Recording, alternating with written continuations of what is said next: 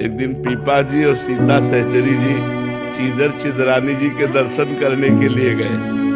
गृहस्थ भक्त थे चीदर चिदरानी जी, तो द्वारिका में भगवत साक्षात्कार के बाद वहां द्वारिका में महिमा सुनी। कुछ चीदर चिदरानी जी नाम के एक भक्त हैं, तो वहां गए। अब वो ऐसे महान भक्त थे कि सब कुछ उनका संत सेवा में जा चुका था, मतलब यहाँ तक कि खाने के लिए भोजन भी नहीं था।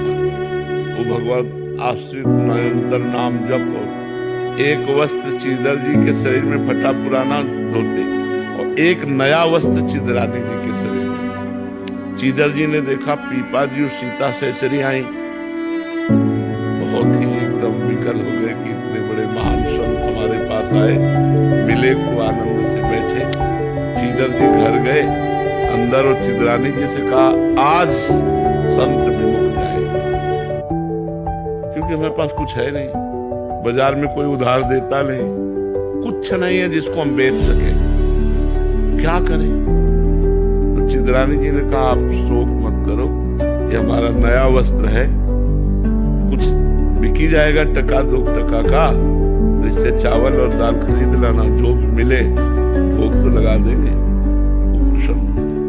एक ही वस्त्र था तो बाजार में बेच दिया, जो भी उससे दाल चावल जो भी मिला उन्होंने बनाया, बना के कोई सेर 2 सेर 2.5 सेर थोड़ी मिलेगा कपड़े, एक कपड़े में वो लेकर के पीपा जी सीता सहचरी को बाहर चीदर चिदरानी जी ने पाओ, तो उनका भक्तानी को भी बुलाओ। सीता सहचरी जी ने कहा तो उनका नहीं, रहने दीजिए भक्तानी को आप, तो वो मैं लिवा के लाती हूँ।